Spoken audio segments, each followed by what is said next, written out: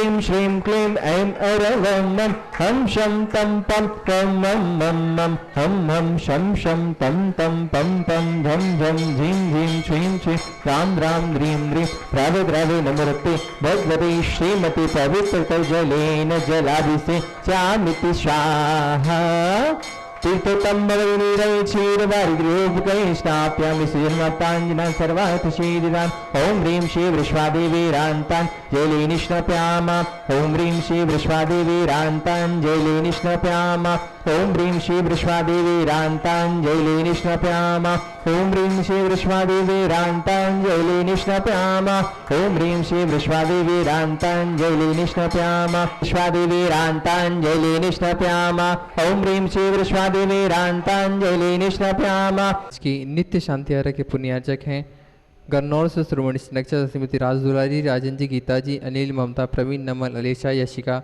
निकिता, शुभम, युक्ति जैन परिवार।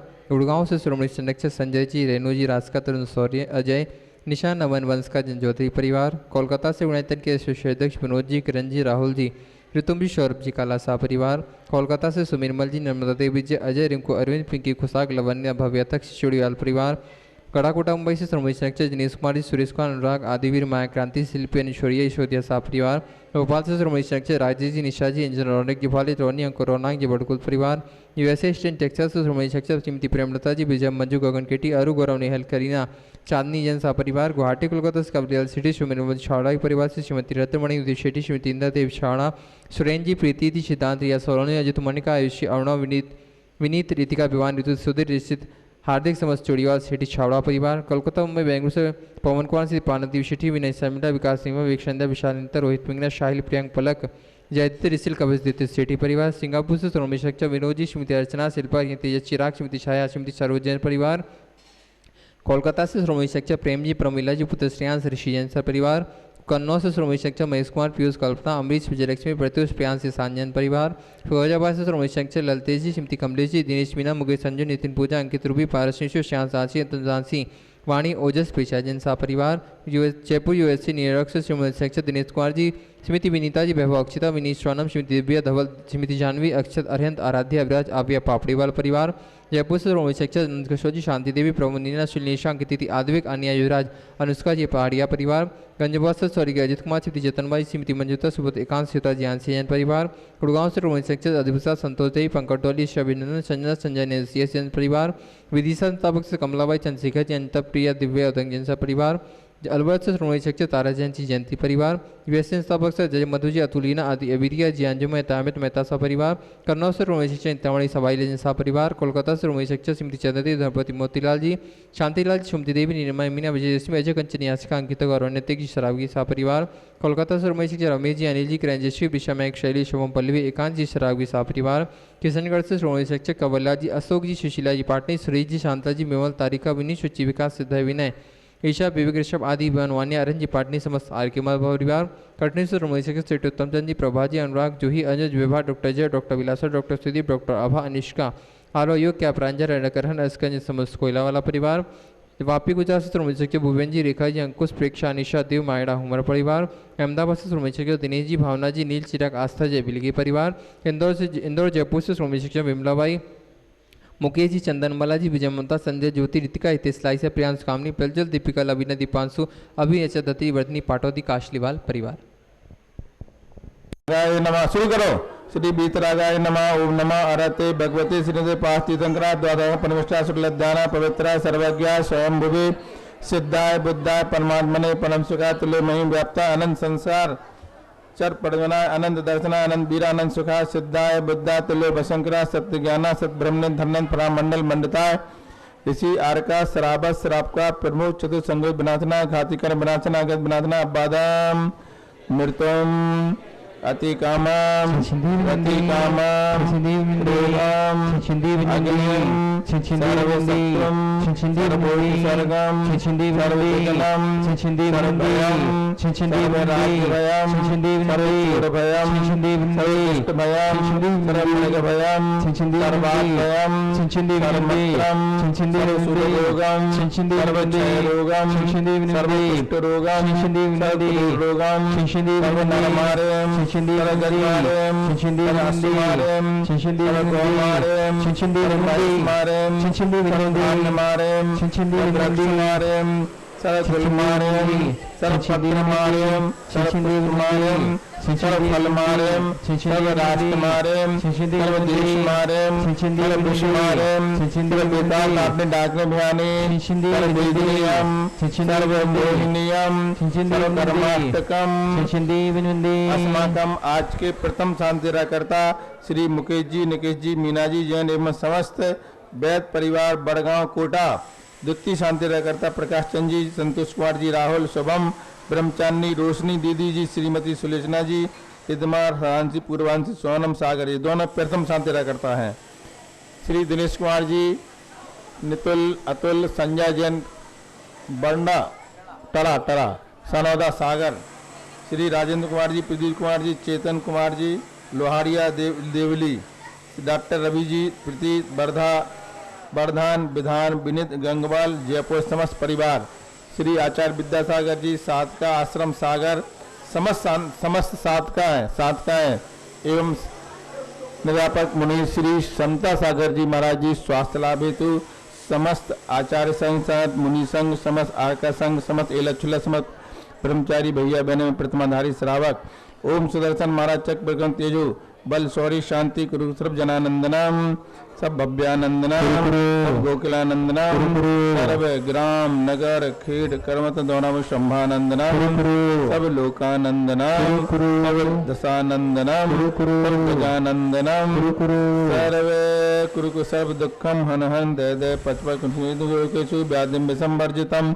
अभयम क्षेम आरोग्यम सुस्थिरति सिंहस्तु शांतंद्र वासुभुज मल्लिनाथ वर्धमान पुष्प वितलनाथ शीतलनाथ नेमिनाथ पायते बो नमः पुणे से श्री किरण अप्पा साहब अपराध जन्मदिन के उपलक्ष्य पर, रोहतक से नमन जी जन्मदिन के उपलक्ष्य पर, औरंगाबाद महाराज श्रीमती रोशनी रविंद्र सेठी जन्मदिन के उपलक्ष्य पर, बिलासपुर से सुनील जैन जन्मदिन के उपलक्ष्य पर, दिल्ली से शैलेश जैन, नरेंद्र जैन बड्डी जन्मदिन के उपलक्ष्य पर, टीकमगढ़ से श्रीमती अनिता जी नंदन जैन जन्मदिन के उपलक्ष्य पर, गुड़गांव से ज्ञानेंद्र कुमार जैन जन्मदिन के उपलक्ष्य पर, बंदाई से संजीव जैन स्वास्थ्य लाभ हेतु, टोलरा से सुमन जी के स्वास्थ्य लाभ हेतु और लालचंद जी सेठी कोडरवा पटना से स्वास्थ्य लाभ हेतु।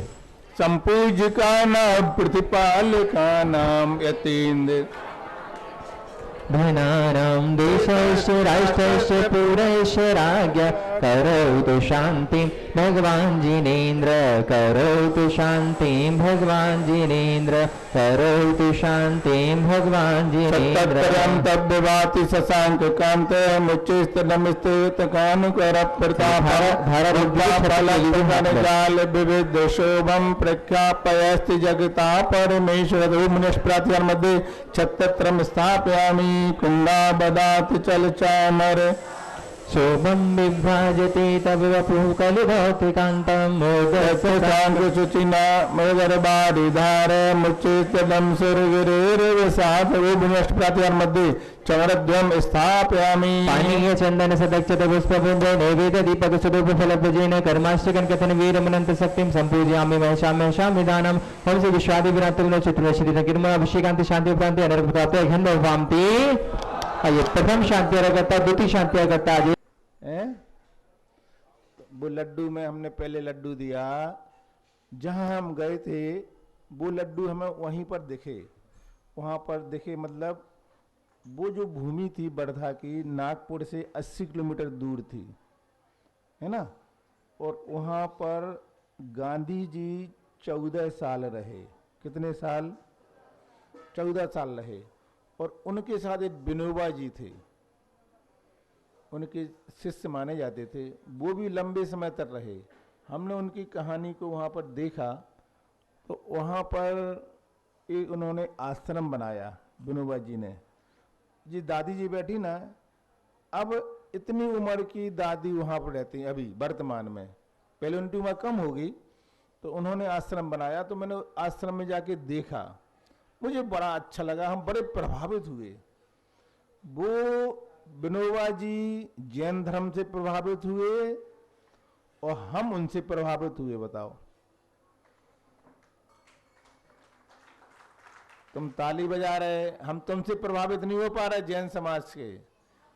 उन्होंने जैन नहीं थे, वो लेकिन उन्होंने ऐसा जैन धर्म को अपने जीवन में उतारा। आप लोगों को जैन धर्म मिल जाता है, इसलिए आप इसकी कीमत नहीं समझते। कोई नया व्यक्ति जैन बने और फिर उसको फॉलो करेगा तो वो व्यक्ति तुमसे अलग दिखेगा, उसकी महिमा उसकी अलग दिखेगी। आप लोग जैन धर्म की बातों कानों से सुन लेते हो, लेकिन तुम्हारे जीवन में दिखता नहीं है वो। उस आश्रम में क्या विशेषता देखी मैंने ये देखा 3 विशेषताओं में। पहला लड्डू उनका था कि वो लोग मेहनत करते थे। मेहनत कैसे करते थे? जितने आश्रम के सदस्य थे, चाहे वो दादी हो चाहे अच्छी उम्र वाले हों, झाड़ू लगाना तो वो ही लगाएंगे, भोजन बनाना तो वो ही तैयार करेंगे, और वहां पर उनके पास खेती भी थी, उनके पास गायें भी थीं, तो उन्हीं के यहां नौकर की व्यवस्था नहीं। सारे काम वे लोग मिल बांट के करते थे। गांधी जी का उन्हें शिक्षा दी, विनोबा जी ने शिक्षा दी, आप जितनी मेहनत करेंगे उतने स्वस्थ रहेंगे। पैसे वाले होने का मतलब ये नहीं होता है कि आप अपना जीवन बिगाड़ लो। पैसा हो जाने के कारण नौकर तो आप लगा सकते हो, लेकिन स्वास्थ्य उनसे खरीद नहीं सकते पैसे में। स्वास्थ्य अच्छा बनाने के लिए आपको स्वयं सावधान रहना पड़ेगा। किसी से पूछो, हम शाम को 7 बजे मुझे ऑक्सीजन दो, कौन सी? सवेरे 5 बजे वाली ऑक्सीजन मुझे चाहिए शाम को 7 बजे। 1 करोड़ रुपए हम दे रहे हैं, तो आप 1 करोड़ दे सकते हो, लेकिन ऑक्सीजन वो सवेरे 5 ही बजे मिलेगी। आप लोग सुन रहे नहीं सुन रहे? तो वो प्रातः काल का मनोहर पहर, रात्रि के 4 पहर, बताओ नाम। 2 जने बोल रहे, वो हमने बताया पहले से, वही सुन सके, किसी को नहीं मालूम। इसलिए हम कह रहे हैं मैं प्रभावित नहीं हूं आप लोगों से। आप लोग दुपट्टा पहने, पूजा कर रहा है, सब कर रहा है, प्रभावित नहीं है हम। लेकिन वो जो हमने वहां देखा, महिलाएं थी आश्रम में, वो इतनी उम्र में भी स्वयं मेहनत करने की उन्हें शिक्षा मिली शुरू से। गाय का दूध खुद निकालेंगी, गायें थी, ऑर्गेनिक चीजें थी, खेती खुद की थी, ऐसी शिक्षा वहां पर मिली। तो वो लोग स्वयं काम करते थे। काम करना महत्वपूर्ण नहीं था, उस काम करने के कारण सब स्वस्थ थे। वो जो स्टूल लगाना, जो कुर्सी लगाना, ये सब उनके जीवन में था ही नहीं। क्यों? गांधी जी के सिद्धांत, गांधी जी के सिद्धांत। क्या सिद्धांत? सादा जीवन उच्च विचार। आप लोगों ने क्या किया? जवान अवस्था में किसी की सुनी नहीं, जो खाना सो खाना, जो करना सो करना। मार्बल पर आप बैठ जाते हैं, मार्बल पर बैठे बैठे खड़े खड़े भोजन बनाते। मार्बल समझते ना? संग मर मर, जल्दी मर मर मर। तो उस पे जो आपके पैर रखे रहते नीचे से ऐसे, अब वो घड़ी चलेगी हमारी, हाँ, तो उस पे रखे रहते, जितने समय वो रखे रहेंगे पैर जमीन पे, ये वाला भाग, उतने समय तक तुम्हारे शरीर की एनर्जी खींचते रहेंगे और तुम्हारी हड्डियों को कमजोर कर देंगे, घुटनों में दर्द बढ़ा देंगे, कमर में दर्द हो जाएगा, बाईपास की तैयारी, दादा पास, बाईपास सब हो जाएंगे। फिर आप करना कुछ नहीं पड़ेगा। तो आप समझ रहे हमने अपने घर को चमका लिया बढ़िया, है ना, आशीर्वाद लिखवा दिया, आशीर्वाद, बड़ा बिल्डिंग महल बना दिया, लेकिन वो संगमरमर लग गया।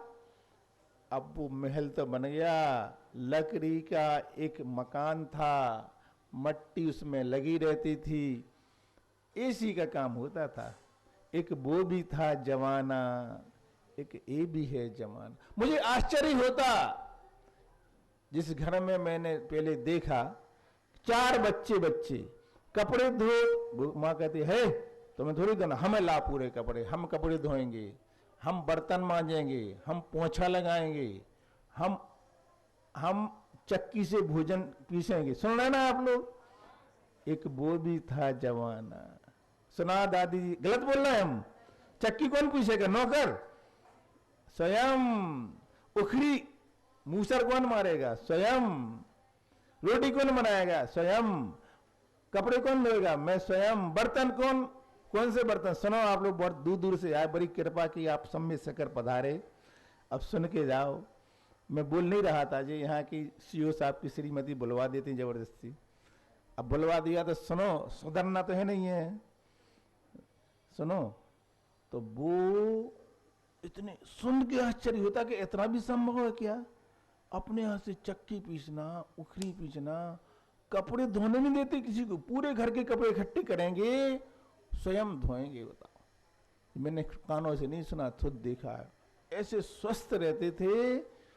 शाम को 8:30 9 बजे, बस 9 और 10 के बीच में विश्राम, और जो 4 बजे सवेरे से, तो 4 बजे से माला हाथ में आई, सबसे पहले जाप करेंगे घर में रह करके, माला के बाद जाप, जाप के बाद झाड़ू, झाड़ू लेकर के सफाई चालू हुई, तो फिर शाम तक चैन नहीं है। बस 1 घंटे दोपहर में विश्राम, ना कोई नौकरी।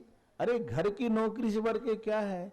सारे मसाले, सारे आटे, सारी सब्जी अपने घर पे ही तैयार करना, शुद्ध। कैसा लग रहा सुनने में? सुन तो अच्छा लग रहा है। अब कुछ नहीं बचा, मसाले भी गए, हाथ भी गए, नौकरों ने जीवन बर्बाद कर दिया।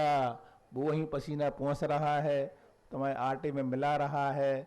और कैसे गंदे गंदे लोग, जिनका खाना पीना गंदा, जिनका आचरण गंदा, वो तुम्हारे घर में रोटी बनाने आ रहे हैं, पोछा लगाने आ रहे हैं। वो सोचते हैं सेठ जी थोड़े से उस तरफ चले जाएं और कोई चीज़ उठा करके जेब में रखें, भाग जाएं। उसके पूरे समय भावना गलत रहती है, ये सेठ जी की आंखें बंद हो जाएं, हम जी उठा के भाग जाएं। कितनी गंदी भावना से तुम्हारे घर में रहता है वो। तुम सोच रहे हमें सुख दे रहा है, लेकिन तुम्हारा सुख छीन। नौकर तो नौकर होता है, नौकर तो पैसे वाली बात नहीं है, उसकी भावनाएं यहाँ पवित्र हैं। वही भोजन एक माँ बनाती है, क्या पूछना, ये जमीन और आसमान में जैसा अंतर है। क्यों चाचा? जमीन आसमान का अंतर। उसकी बनाते समय भावनाएं देखो जी। आटे पूछते समय, छह ढाला जेतुर्बन में जीवे अनंत, सुख चाहे दुख ते भय बंद, ताते दुख हारी सुखकार, कहें सीख। ऐसे पढ़ते पढ़ते 6 डाला पूरी हो जाती और आटा पिस जाता। ये भावनाएं दी गई आटा पिसने में। अब उस आटे को जो खाएगा वो मुनि बन जाएगा। क्यों है? ऐसा होता नहीं? अभी भी होता गांव में, पूछो। ये भावना अपने हाथ से काम किया। अभी देखो बुंदेलखंड चौके आते हैं, कोई नौकर मोकर नहीं। पंडित जी से पूछे, क्यों पंडित जी? सबके यहाँ चौके लोग हैं, अपने हाथ से 70-75 साल की उम्र है, चौके लाए। हिम्मत है उनके अंदर, क्योंकि हमारे पास हिम्मत है, अभी हम शुरू से काम करते आए हैं। तो मैंने पहला लड्डू दिया वहां पर। अब 3 लड्डू हैं, 8 बजने वाले हैं, एक ही लड्डू हो पाया अभी। लड्डू वजनदार है, सुनने में अच्छा नहीं लग रहा। पहला लड्डू था श्रम, परिश्रम। आप अपना काम करो, सिर हिला रहा है ऐसा ऐसा। ससुराल में पूछते हैं कितने नौकर लगे? पहले नौकर। क्यों नौकर? खुद नौकर और खुद के नौकर। आप जा रहे ना, खुद नौकर नहीं बनो तो नौकरी कर रहे हैं, जा रहे हैं नौकरी करने, और घर में बुला रहे हैं, फिर नौकर बुला रहे हैं, कहीं पानी वाली, कहीं पोछा वाली, कहीं बर्तन वाली, और पूरा मिटा के चलेगी। वो कैसे बर्तन मांजेगी, कैसे काम करेगी? राख के बर्तन। बताओ दादी बोलो तो, कपड़े से पोंछता, राख से मांजना। क्या बात, क्या शुद्धि थी। अगर किसी दूसरे ने उस बर्तन को पी लिया तो फिर उसको बोलते थे बुंदेलखंड। इन्होंने तो बहुत अच्छा लग रहा होगा सुनने में। अग्नि से आज्ञा लेते थे। अरे भैया जी तो अपने परिवार के लायक रहा नहीं। आज जिनके तुम छूने पर आगे आते थे, वे तुम्हारे घर के अंदर आकर के चाय बना रहे तुम्हारे बच्चों को। कहाँ गए अज्ञाना? अज्ञान है आप लोग नहीं समझ रहे होंगे। मतलब किसी जैन के अलावा किसी दूसरे व्यक्ति ने आपके बर्तन से कुछ पू लिया, छी लिया, तो उस बर्तन को अग्नि लगा करके शुद्ध करेंगे। एक वो भी था जमाना, एक ये भी है जमाना है, एक वो भी था। अब बातें कर लो अपन लोग, ये मेरे सामने की बात है, अगली पीढ़ी क्या करने वाली है मुझे भरोसा नहीं है। क्या करने वाली है बता दें? मैं बता रहा हूं ना, हाथ नहीं हिला, मैं बता रहा हूं। अगली वाली पीढ़ी की सुनो अब, है अगली वाली पीढ़ी क्या करने वाली, नौकर नहीं बुलाएगी। अब नौकर नहीं आएगा घर में, अब तो एक कंप्यूटर पे बटन दबाएगा, हाँ भैया 8:30 बजे थाली भेज देना। सही बोल रहे, सही बोल रहे ना हम। एक जे भी है जमाना और आने वाला जमाना। अब वो नौकर की थाली घर पे आने वाली है, थाली लग के आएगी, उसमें क्या बनाया उसमें अब तो दिखेगा भी नहीं। अभी तक क्या था, नौकर को सामान जमा के दे रहे थे, अपना सामान तो था, सामग्री अपनी शुद्ध तो थी। अब तो सामग्री भी कोई भरोसा नहीं है। इसलिए क्या होगा, अभी तो तुम धरती से उठ के स्टूल पे बैठ गए, अब स्टूल से अब कहाँ पहुंचोगे आप, कहाँ पहुंचेंगे। ये व्यवस्थाएं हो रही हैं, अपने हिसाब से लग रहा है हमारा विकास हो रहा है, लेकिन सत्य है कि विनाश हो रहा है। ये 80 साल 90 साल के बुजुर्ग दौड़ते थे, 90 साल तो कोई उम्र नहीं समझते, कहते अभी 100 से पार करेंगे जब देखेंगे। अच्छी क्षमता रहती थी, तो वहां हमने पहले लड्डू दिया। सुनो पिंडरी वाले सुने नहीं रहे, अब देखो अभी नहीं सुन रहे, सुन लो, बैठ जाओ। पर आप लोग बीच में पीछे आते हैं, इनसे बड़ा डिस्टर्ब होता है, ये सुनते नहीं है, दूसरा को सुनने नहीं देते। शांति से बैठो। पहले लड्डू कैसा लगा, महिलाओं के विशेष बता रहे हैं। एक कह रही मुझे बर्तन वाली चाहिए, मुझे कपड़े वाली चाहिए, क्योंकि मुझे बीमार होना है। काम क्या करना, फिर मुझे मोबाइल पे काम करना है, कंप्यूटर चलाना है, ये करना है और घर को बर्बाद करना है। एक घर की नौकरी करने वाली महिला घर को स्वर्ग बनाती है, पति के आने पर उन्हें कुछ बनाकर देती है, पति की आत्मा तृप्त होती है। आज क्या हो रहा है, आज पत्नी आती है थक करके, पति उसे चाय देता है बना करके। वो थक के आती, उसको दिया जाती पति को, ये थक के आई है, नहीं बना के देंगे तो फिर क्या हो जाएगी। पहले चंद्रमुखी थी जब लाए थे, और नहीं देंगे तो फिर सूर्यमुखी हो जाएगी। इसलिए बना के दे दो। पहला लड्डू था परिश्रम। परिश्रम करिए, आप स्वस्थ भी रहेंगे, घर के अंदर लक्ष्मी का निवास रहेगा। जो लक्ष्मी कहलाती है, पहली लक्ष्मी घर की महिला लक्ष्मी कहलाती है, और उस लक्ष्मी से धन लक्ष्मी भी घर में रहती है, जो परिश्रम करते हैं। परिश्रम करिए, आप स्वस्थ भी रहेंगे, घर में सारी वस्तु शुद्ध रहेंगी, और घर का वातावरण बड़ा अच्छा रहेगा। सुबह 5 बजे आपके दरवाजे खुलेंगे, ऐसा कहते हैं लोग, कहते हैं। जैसे कहते हैं ना, भारत सोने की चिड़िया। सोने की चिड़िया का मतलब यहाँ सज्जन लोग रहते हैं। ऐसे सवेरे लोग कहते हैं जिसके दरवाजे सुबह सुबह प्रातः काल में खुल जाते हैं, उनके घर में लक्ष्मी प्रवेश करती है। सुबह सुबह से लक्ष्मी आती है, उसका मतलब लक्ष्मी कहीं तो देवी नहीं आती है, उसका मतलब जो होता है आपके यहाँ सारा कार्यक्रम सब अच्छा होगा। एक गाय होती थी घर में, गाय लगाने के लिए जल्दी उठना पड़ता था, उसका गोबर होता था, वो गोबर घर के वातावरण को स्वच्छ करता था। पहला लड्डू हो गया। दूसरा सुनो, दूसरा, फिर तीसरा, फिर शांति धारा, फिर अपन को अपने अपना काम करना आगे का। हाँ, पहला लड्डू था परिश्रम करें, परिश्रम, स्वस्थ रहेंगे। दूसरा लड्डू था आपको अपने जीवन में भला करना है। किसका करना है? हमने कहा भैया आप पैसे वाले हैं तो किसी गरीब की मदद करना।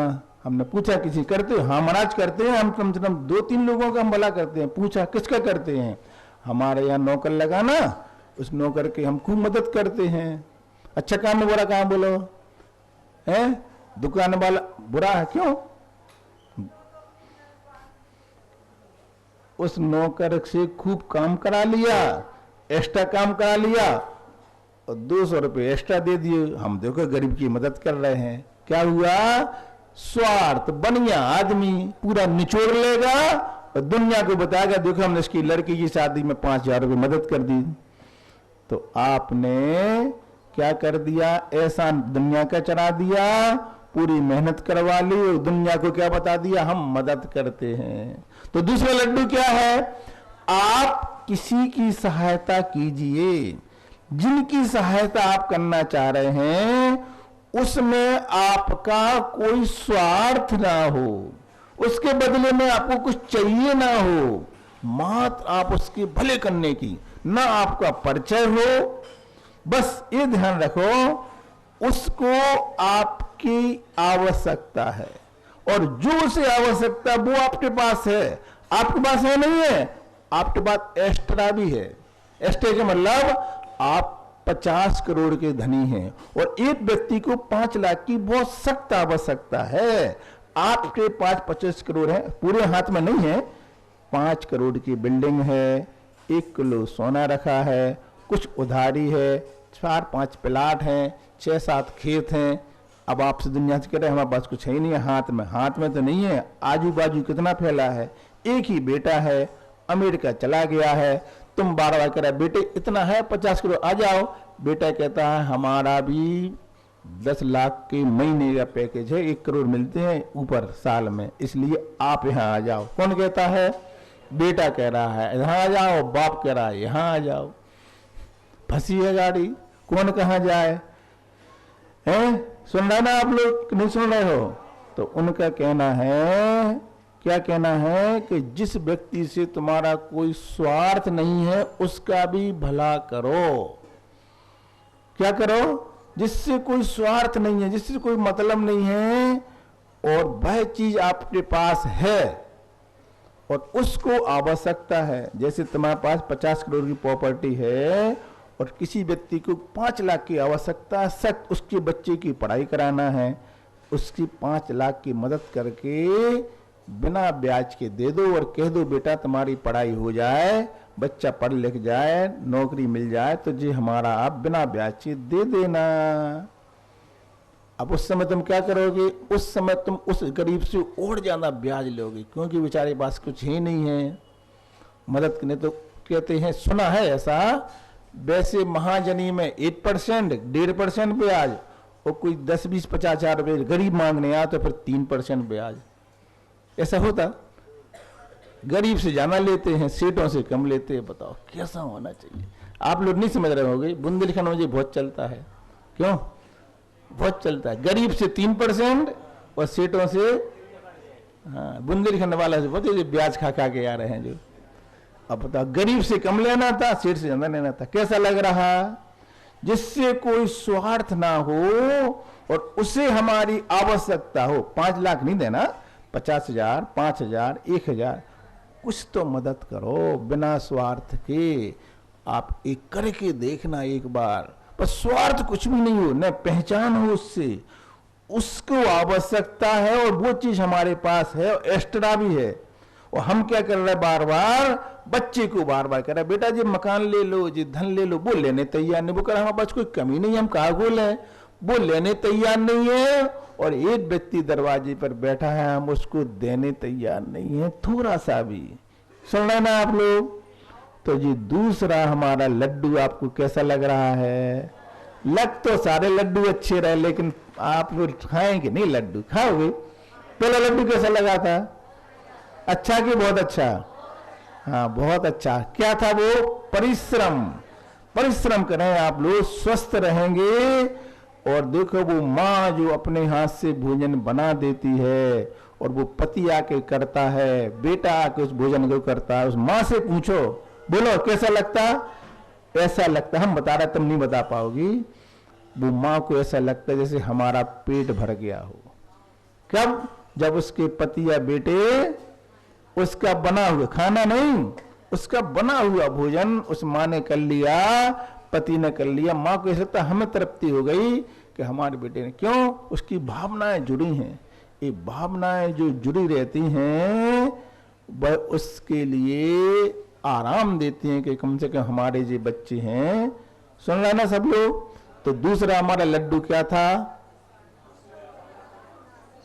जिसे मुझे, जिनको हमारी आवश्यकता है और वो चीज हमारे पास है, वो हमारे पास है, उसका भला कर दो। भला करने के बाद उससे कहना नहीं देखो हमने तुम्हारी मदद की समय पर, बस ये ध्यान रखना, इतनी सी मदद करते हो, इतना टोचना देते हो, दुनिया को पहचान, बोलना नहीं। कौन बोलेगा?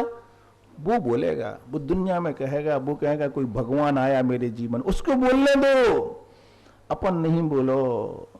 ये दूसरा, ये वर्धा का, हमारा वर्धा हम पहुंच रहे थे, हमने विनोबा जी के जीवन में ये चीज देखी।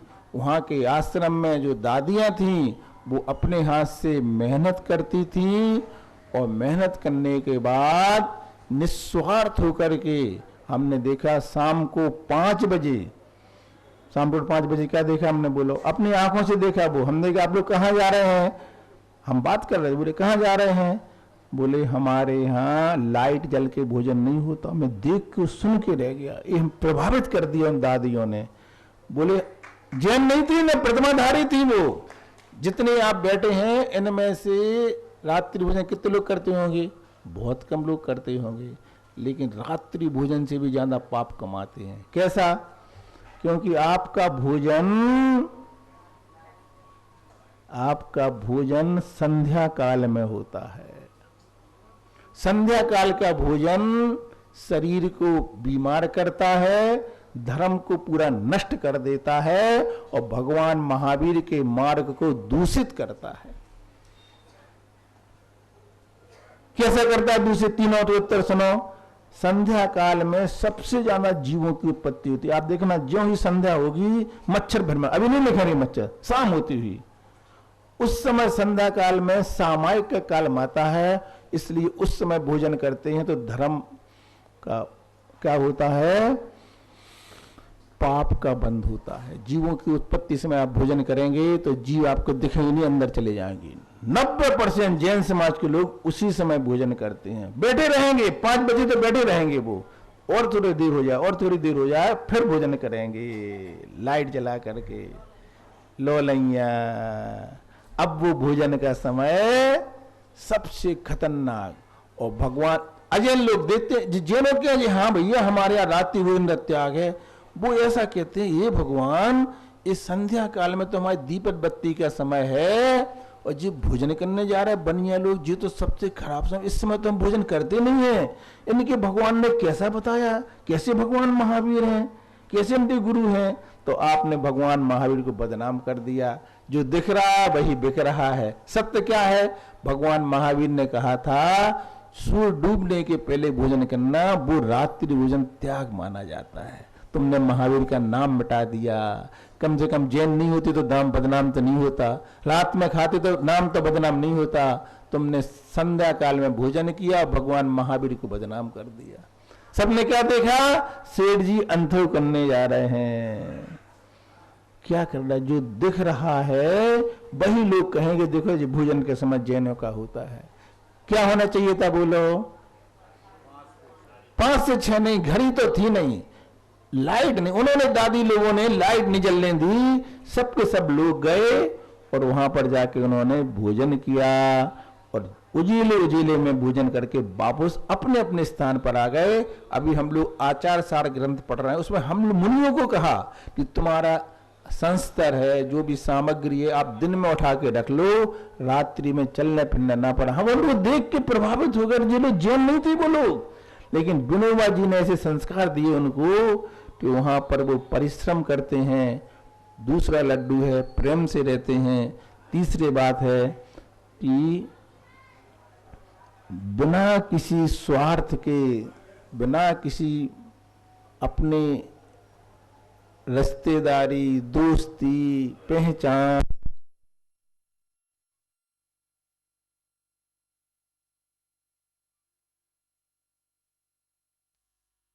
परिश्रम, ये वात्सल, ये समर्पण के भाव, आप बड़ी बड़ी पूजा करना, विधान करना, ये सब अलग हैं, लेकिन आपके विचारों में पवित्रता आ जाएगी तो आपका जीवन बहुत अच्छे आगे बढ़ेगा।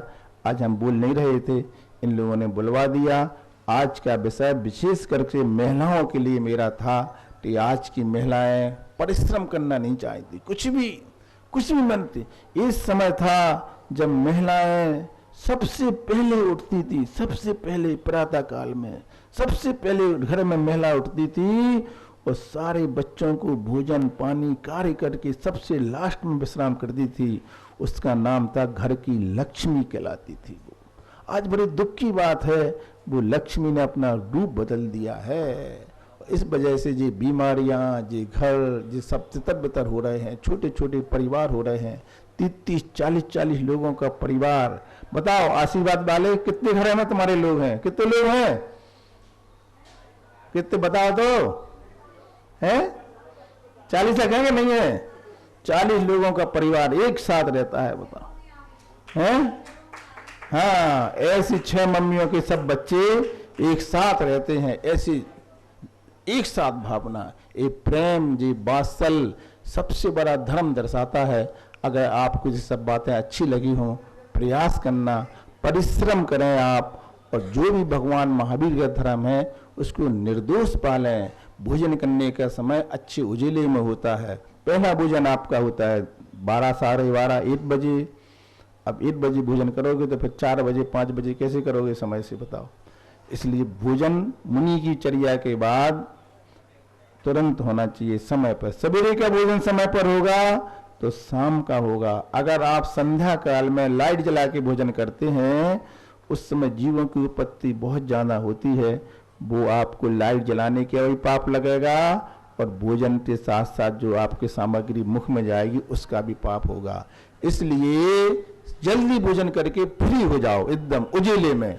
लाइट जलाने के पहले जो सनलाइट में भोजन करता है, वह व्यक्ति एक जानवर था, उसने उसका पालन किया, अगले भाव में वो एक बहुत बड़ा मनुष्य बना, बहुत अच्छे परिवार में जन्म लिया, और उसने अपनी पूर्व की कहानी सुन करके मुनि बन करके मोक्ष चला गया। एक नियम अच्छे से पाला, एक नियम मात्र। कैसा पाला?